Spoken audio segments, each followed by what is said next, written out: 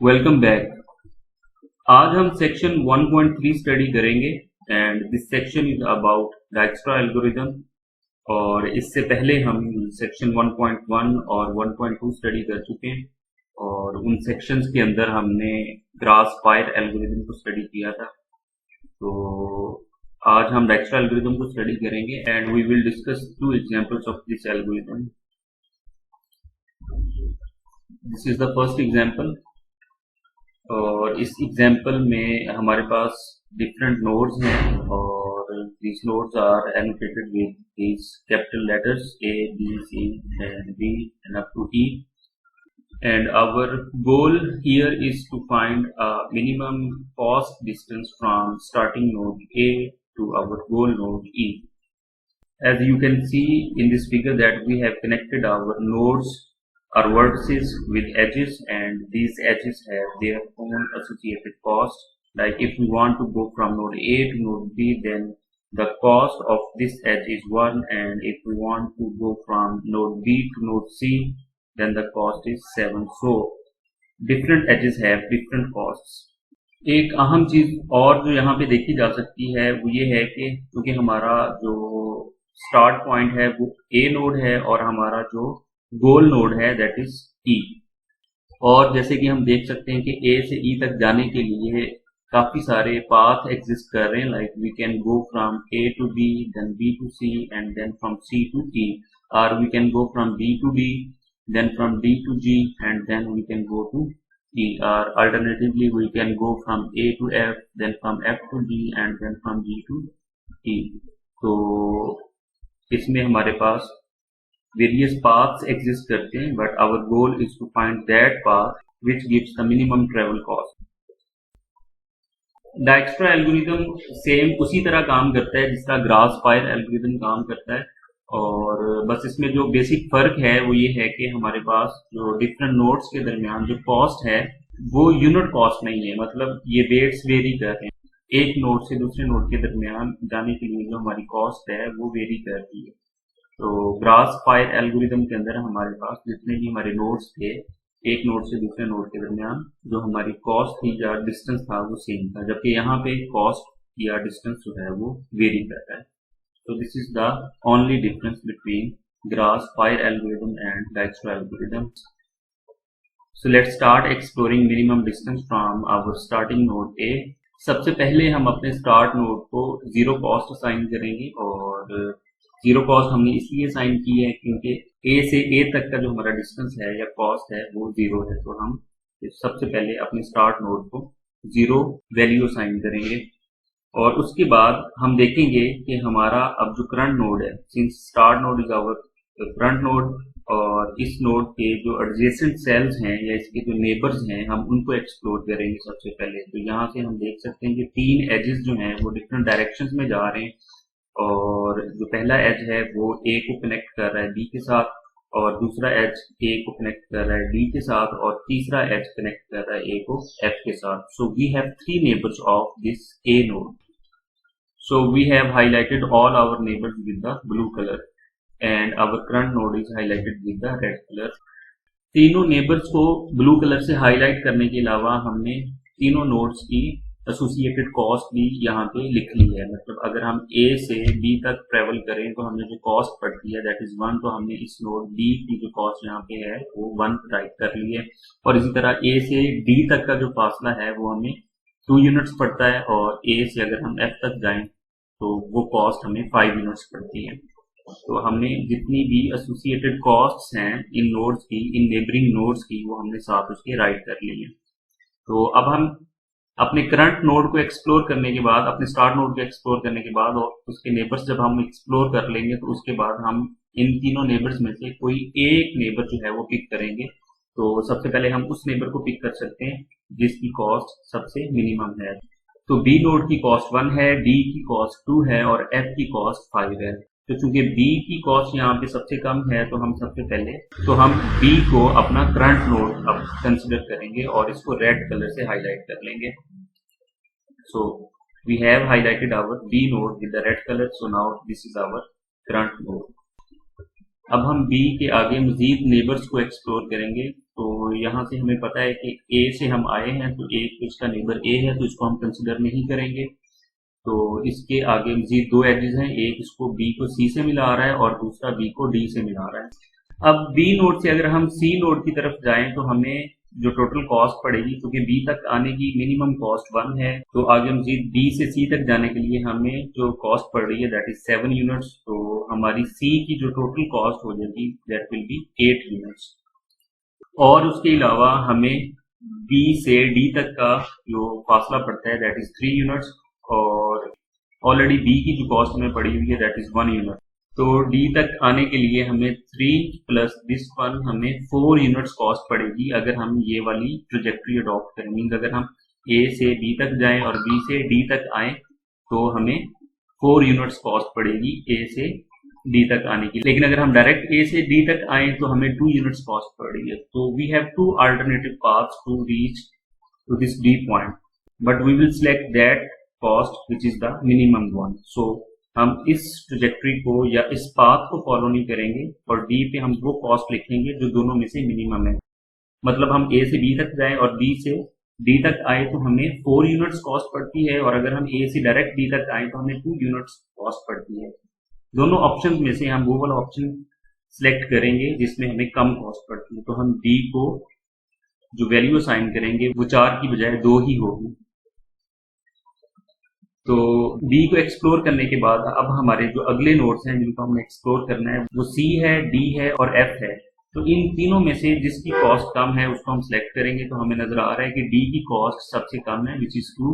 तो हम इस नोड को एक्सप्लोर करेंगे और इसको हम करंट नोड बना लेंगे, और करंट नोड बनाने के लिए हम इसको रेड कलर से हाईलाइट करेंगे। सो D2 को हमने रेड कलर से हाईलाइट कर लिया है। Now this is our current node. अब हम इसके आगे मजीद नेबर्स को एक्सप्लोर करेंगे। तो इसके आगे जो नेबर्स हैं वो G नोड है और C नोड है। तो D से हम अगर C की तरफ जाएं तो हमें 3 यूनिट्स कॉस्ट पड़ती है, और D तक आने के लिए हमें 2 यूनिट्स कॉस्ट पड़ी थी।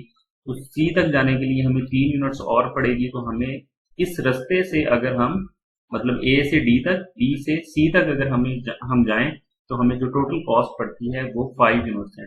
2 यूनिट्स ये वाले और 3 यूनिट्स ये वाली कॉस्ट, दोनों को अगर जमा करें तो C तक जाने के लिए इस रास्ते से हमें जो कॉस्ट पड़ेगी दैट विल बी 5 यूनिट्स। जबकि अगर हम A से B तक जाएं, B से C तक जाएं, तब हमें जो कॉस्ट पड़ रही थी वो 8 यूनिट्स थी। तो दोनों ऑप्शंस में से जो बेहतर ऑप्शन है वो मिनिमम कॉस्ट वाला ऑप्शन है, तो हम उसको राइट कर लेंगे। मतलब हम C पे जो हमारी कॉस्ट 8 थी, हम 8 लिखने की बजाय यहाँ पे 5 राइट कर लेंगे।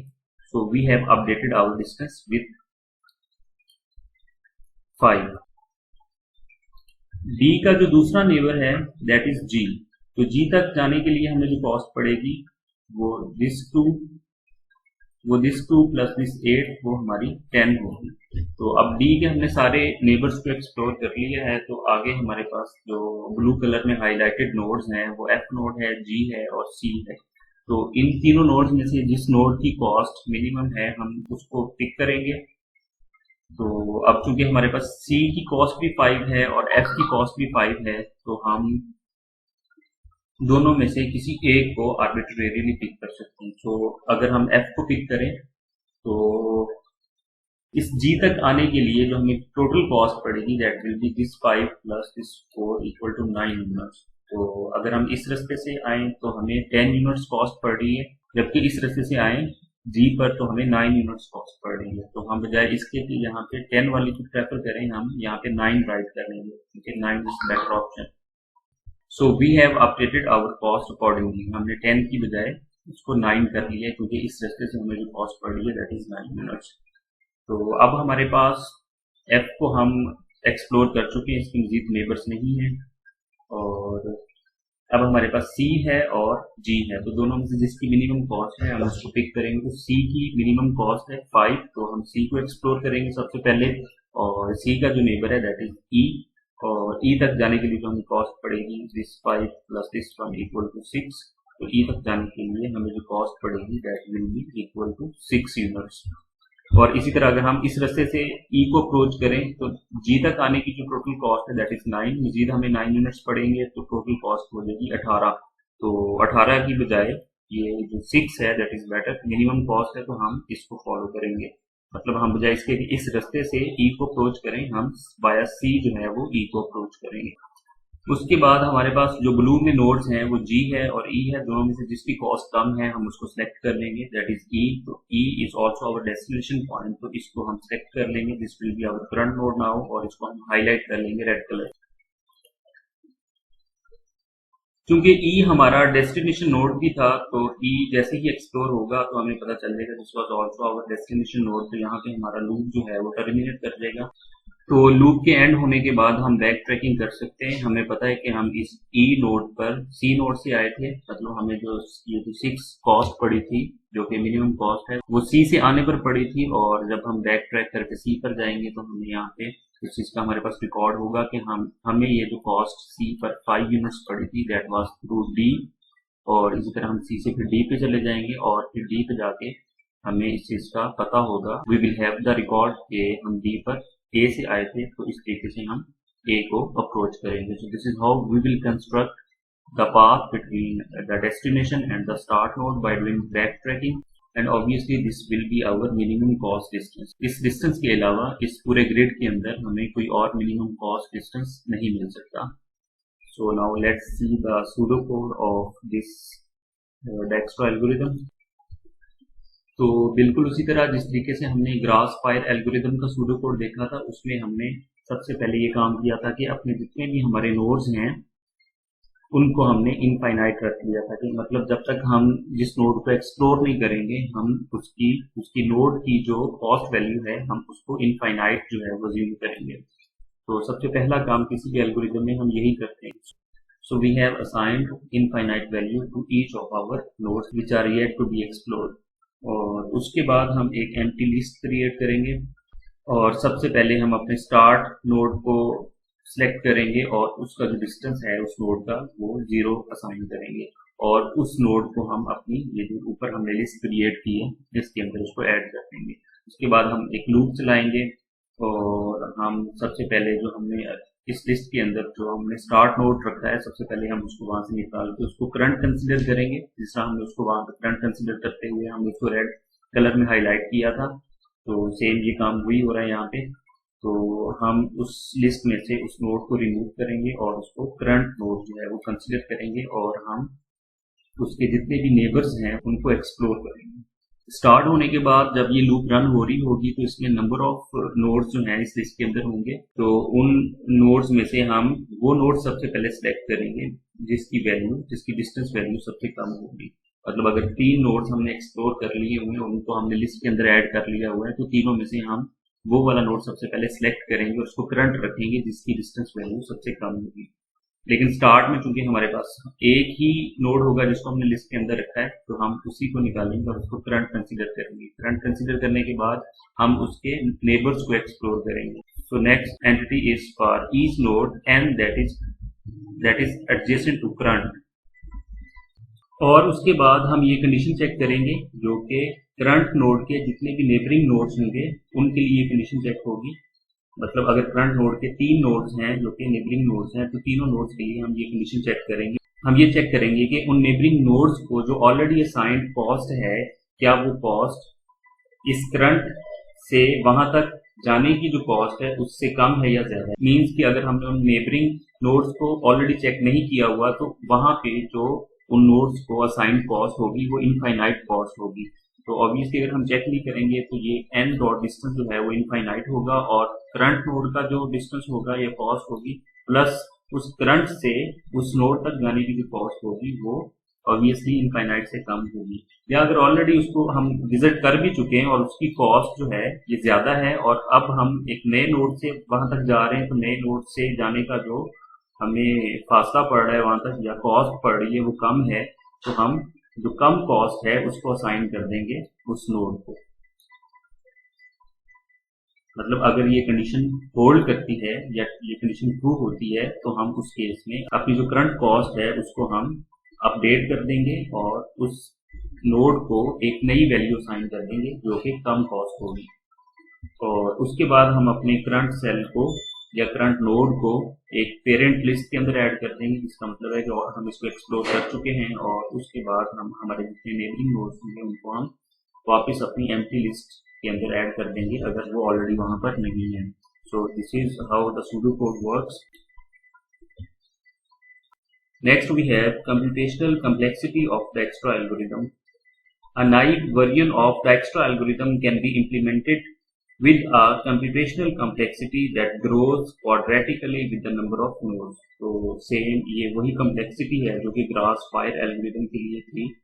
तो it depends on number of nodes कि हमें कितना टाइम रिक्वायर्ड है। So the complexity depends on the square of the number of nodes. By keeping the list of nodes sorted using a clever data structure known as priority queue, the computational complexity can be reduced to something that grows more slowly. So this is how the complexity will grow if we have a priority queue in our Dijkstra algorithm, and we know that V denotes the number of nodes in the graph and E denotes the number of edges in the graph.